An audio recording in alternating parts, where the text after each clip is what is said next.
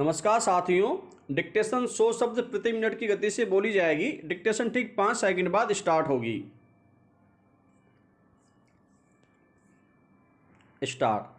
भारतीय सैनिकों और अफसरों के सैन्य कौशल, धैर्य और साहस से कारगिल युद्ध में पाकिस्तान के दोगलेपन को जगजाहिर हुए 21 साल हो गए विराम। 26 जुलाई को हम हर साल कारगिल विजय दिवस के रूप में मनाते हैं विराम। इस दिन भारतीय सेना ने कारगिल की पहाड़ियों पर कब्जा जमाए पाकिस्तानी आतंकियों के भेष में घुस आए सैनिकों को मार भगाया था विराम। इस युद्ध में भारत के 542 सैनिक अपनी मातृभूमि की रक्षा करते शहीद हुए तथा कई अन्य सैनिक घायल हुए विराम। कारगिल युद्ध ने भारत को सैन्य कला और भू राजनीति के कई सबक सिखाए हैं विराम। पैरा। 6 मई 1999 को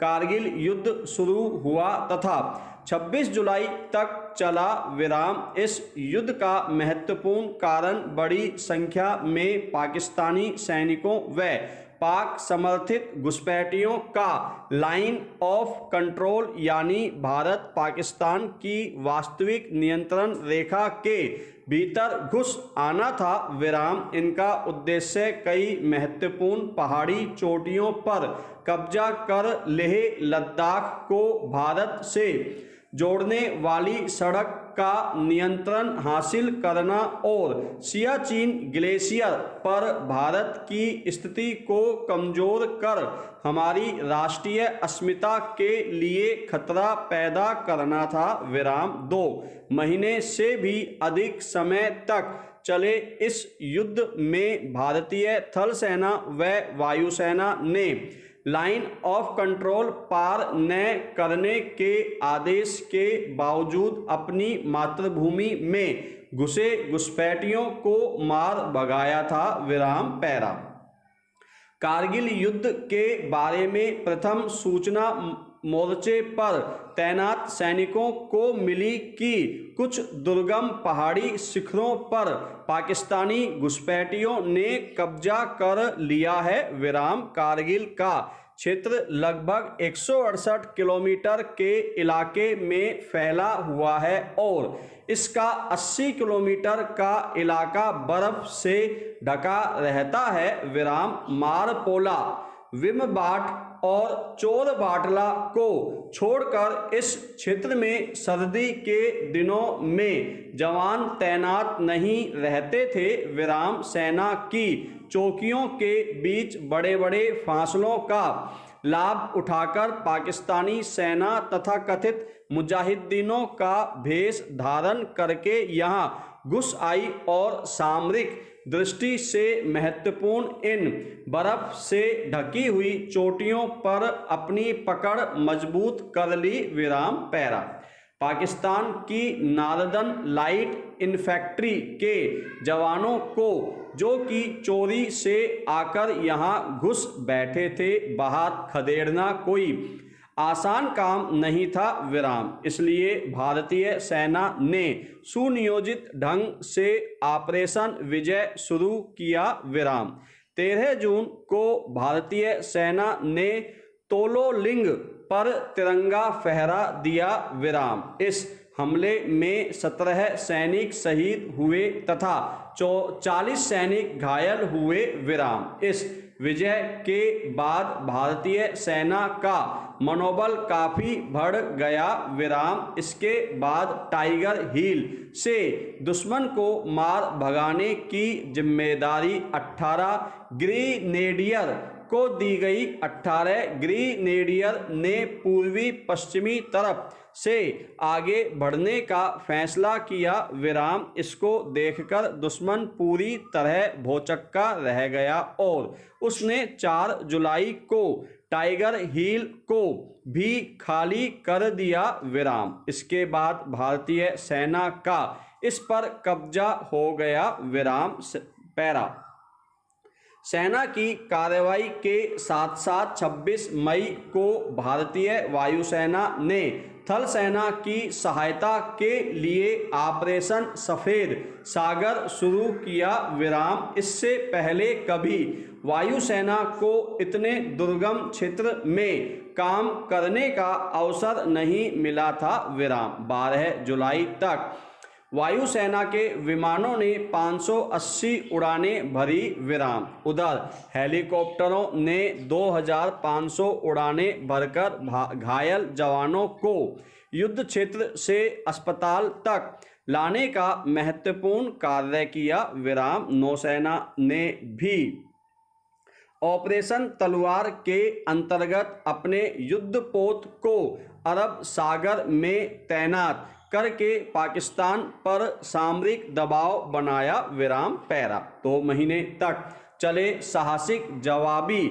हमलों तथा भारतीय सेना ने एक के बाद एक पहाड़ियों पर कब्जा कर लिया। विराम। शीघ्र ही यह स्पष्ट हो गया कि घुसपैठिए कश्मीरी मुजाहिदीन नहीं थे जैसा कि पाकिस्तान बार बार कह रहा था। विराम। वह तो पाकिस्तान की नियमित सेना की नॉर्दर्न लाइट इन्फेंट्री के जवान थे। विराम। पाकिस्तानी सैनिकों की उपस्थिति के ठोस प्रमाण डायरियों, पे बुकों, पत्रों एवं अन्य दस्तावेजों के रूप में उपलब्ध होते गए। विराम। इन प्रमाणों से स्पष्ट हो गया कि यह एक सुनियोजित सैन्य आक्रमण था। विराम। कारगिल की बर्फीली चोटियों पर पाकिस्तान की नॉर्दर्न लाइट इन्फेंट्री की यूनिटों का पता लगने के कुछ महीने पहले भारत और पाकिस्तान के प्रधानमंत्री लाहौर में मिले थे। विराम। जब भारतीय प्रधानमंत्री अटल बिहारी वाजपेयी वार्ता की गर्मजोशी के माहौल का आनंद ले रहे थे, उसी समय पाकिस्तान की सेना ने कारगिल में घुसपैठ करके हमला कर दिया। विराम। दरअसल प्रधानमंत्री की लाहौर बस यात्रा का मकसद मई 1998 में परमाणु परीक्षणों के बाद दोनों देशों द्वारा आपसी संबंधों को सामान्य करना था। विराम।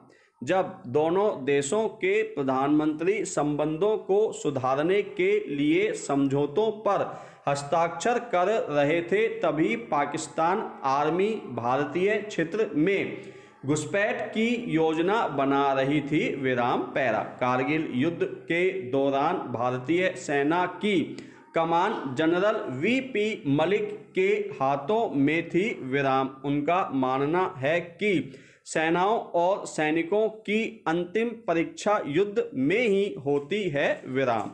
लड़ाइयाँ जीती जाती हैं, इसलिए युद्ध में सफलता मिलती है। विराम। हर लड़ाई में हथियारों और उपकरणों की गुणवत्ता के साथ साथ सैनिकों का युद्ध कौशल, सखा भाव, रेजिमेंट भावना और सबसे ऊपर जीतने की इच्छा शक्ति और पक्का इरादा अत्यंत महत्वपूर्ण होता है। विराम। भारतीय सेना को निस्वार्थता, कर्तव्य परायणता, बलिदान और शौर्य की अपनी पुरानी और बेजोड़ परंपरा पर नाज है। विराम। कारगिल के युद्ध में ठोस शौर्य का प्रदर्शन हुआ जब कभी भी हमारे राष्ट्र की सुरक्षा खतरे में पड़ेगी। इस युद्ध की वीरता को याद किया जाएगा। विराम। सभी यूनिटों ने तत्परता से कार्रवाई की और दृढ़ता और परिश्रम के अपने पुराने गुणों का प्रदर्शन किया। विराम।